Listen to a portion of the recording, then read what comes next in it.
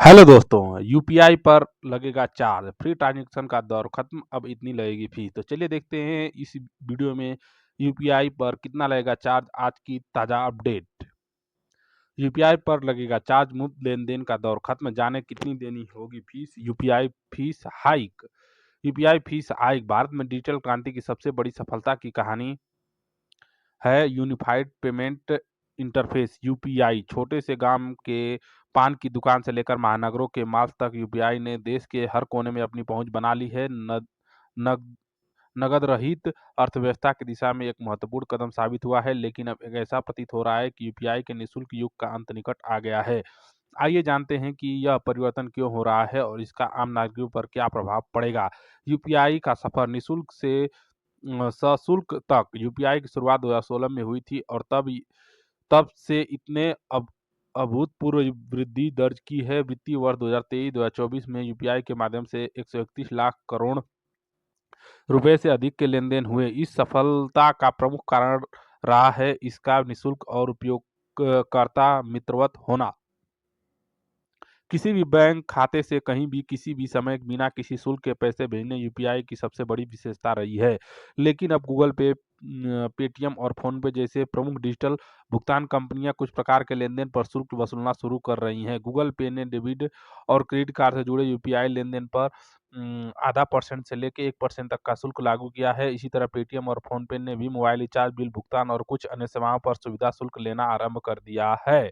सरकारी सब्सिडी में कटौती असली कारण। इस परिवर्तन का मुख्य कारण सरकारी सब्सिडी में क्रमिक कटौती। अब तक भारत सरकार ने 2000 रुपए से कम के यूपीआई लेनदेन पर सब्सिडी देकर इन्हें निःशुल्क बनाए रखा था। विशेष रूप से व्यक्ति लेनदेन पर सरकार को प्रतिवर्ष लगभग 12,000 करोड़ रुपए का बोझ उठाना पड़ता था। सरकारी आंकड़े बताते हैं कि सब्सिडी में कटौती का क्रम निम्नानुसार है। 2023 में 2600 करोड़, 2024 में 2484 करोड़ रुपए, 2025 से मात्र 477 करोड़ रुपए भारी कटौती।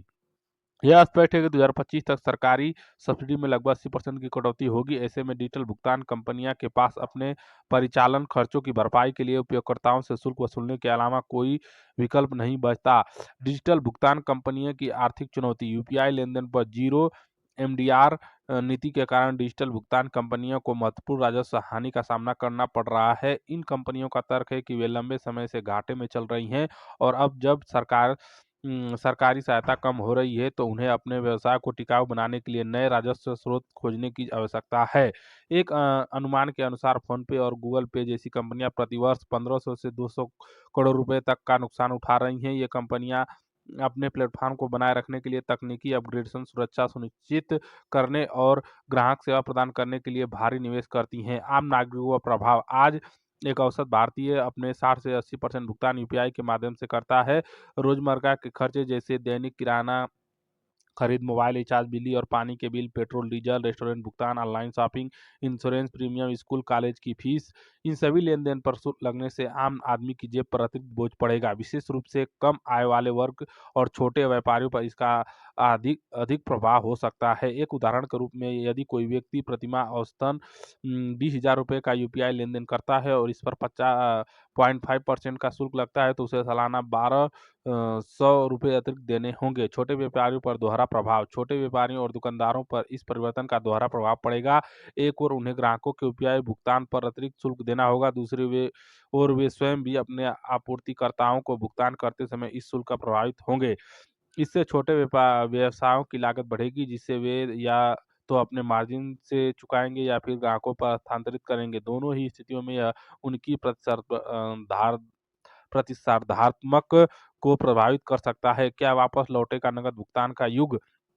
जब यूपीआई पर शुल्क लगेगा तो यह संभावना है कि कुछ उपयोगकर्ता नकद भुगतान की ओर वापस लौट सकते हैं। विशेष रूप से छोटे लेनदेन जैसे चाय, नाश्ता, दैनिक किराना आदि के लोग नकद का उपयोग अधिक कर सकते हैं। यह परिवर्तन नकद रहित अर्थव्यवस्था की दिशा में भारत की प्रगति को धीमा कर सकता है। हालांकि यह संभावना कम है कि पूरी तरह से नकद युग वापस आएगा, क्योंकि यूपीआई की सुविधा और सुरक्षा अभी भी इसे एक आकर्षक विकल्प बनाती है।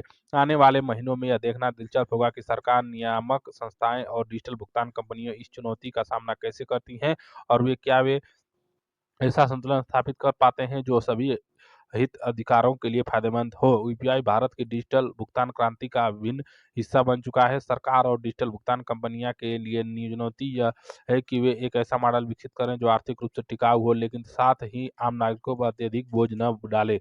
अंततः यूपीआई की सफलता इसकी पहुंच, सुविधा और किफायती होने पर निर्भर करती है। यदि शुल्क संचालन उचित और पारदर्शी रखी जाए तो यूपीआई भारत में डिजिटल भुगतान परिदृश्य में अपना प्रभुत्व बनाए रख सकती है। दोस्तों, यूपीआई एक बहुत ही अच्छी सुविधा है जिससे आप आसानी से पेमेंट लेन-देन कर रहे हैं, लेकिन आने वाले समय में इस पे भी चार्ज लगने की संभावना है, जिससे ग्राहकों को अधिक असुविधा होगी। अभी तो इन्होंने बिल पेमेंट, मोबाइल रिचार्ज पे शुल्क ले रहे हैं। अगर ये पेमेंट हर किसी यूज़र्स टू यूज़र अगर पेमेंट लेने लगेंगे तो बहुत ही बड़ी समस्या हो सकती है।